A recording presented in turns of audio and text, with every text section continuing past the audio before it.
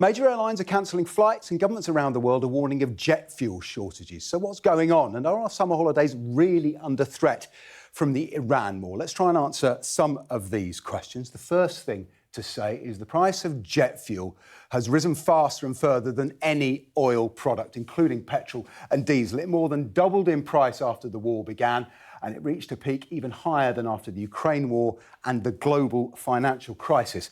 And the fundamental reason for that is there is a gap in the supply of global jet fuel. This shows supply and demand without the Middle East and China for reasons we'll come back to. But you can see the production, the black area, is 5.7 million barrels a day. It's short of demand, current demand, by 600,000 barrels a day. That's the red shaded area. Now take that away, and the airline industry and the global economy has got a problem. Now, normally that gap is more than filled by exports from the Middle East, the green area.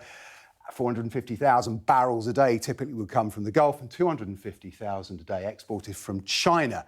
Combined, you can see they actually export a little more than the market would require right now. But those supplies have disappeared overnight through force and by choice. The Gulf is effectively closed because of the blockade of the Strait of Hormuz, and China has imposed an export ban on jet fuel to protect its domestic market. So without that supply, what's been filling the gap? Well, trade analyst Kepler, who provided this data, they've calculated that some of it is being filled by jet fuel at sea. This is the blue area here. Now, there's always a quantity of jet fuel on the water. It's either en route to customers or it's waiting for the best price. And since the conflict began, it's provided a buffer here. 480,000 barrels a day of jet fuel at sea has been drawn down, Kepler suggests, over the first 48 days of the war. But that buffer is now close to exhausted. We can take a little closer look at that now. You can see when the war began, the amount of jet fuel on the water was in line with normal levels going back to 2024, but it has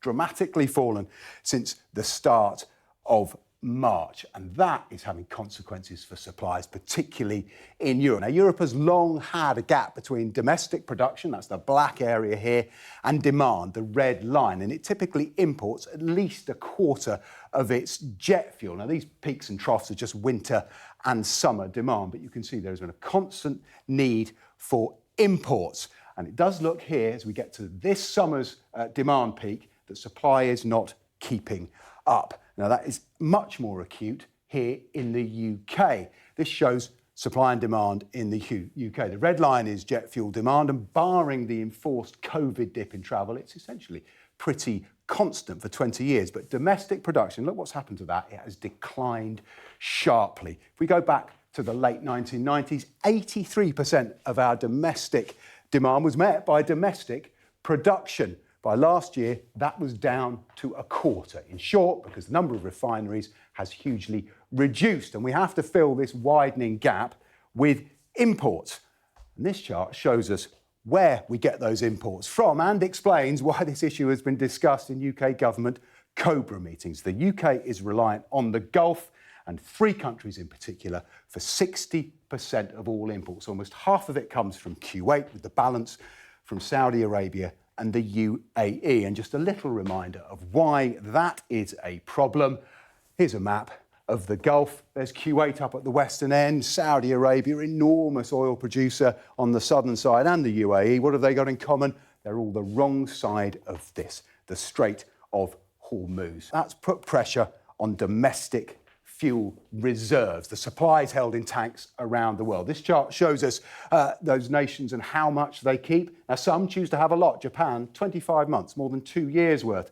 Turkey and Poland have around a year's worth in reserve each. But where's the UK? We have to go all the way back over here. Just 1 month of supplies, just a little bit more than that. Actually, that's more than Australia, but it's less than almost all of our European peers. Now, all of these reserves are now under pressure, particularly across Europe. The squeeze is particularly on. And this chart helps us understand why. This is the days of jet fuel cover in northwestern Europe, so our corner of the continent.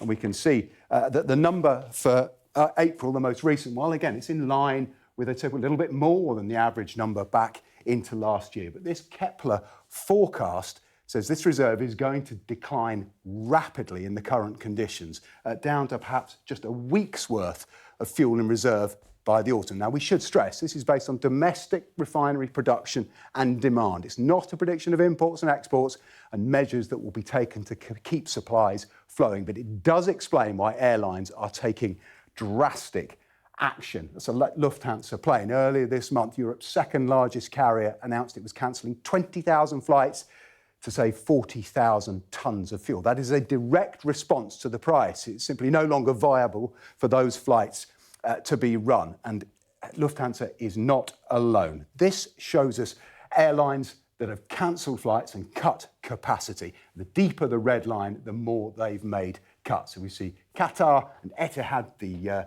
Abu Dhabi national carrier over here, close to the centre of the conflict. They've made the biggest cuts, and the majority of these, this data is for the month of the 11th of April. These are Asian airlines largely, most exposed and first subject to the supply interruptions, but they are not alone. This is big airlines. Again, Qatar, the outlier, but British Airways is in here. Lufthansa is in here even before its big announcement. United Airlines has announced it's cutting 5% of its capacity, as have Qantas and KLM. Now, one thing to bear in mind, this is a sliver of total global airline capacity, and the market is adapting both supply and demand. The US and Nigeria are ramping up jet fuel exports, refineries are trying to increase production, and airlines are adjusting schedules. The UK government is trying to help by considering loosening rules to give airlines operating here more flexibility. But if the Strait remains closed, the price of aviation fuel stays high, and summer demand remains, then the cheap, diverse, short-haul travel we have come to take for granted,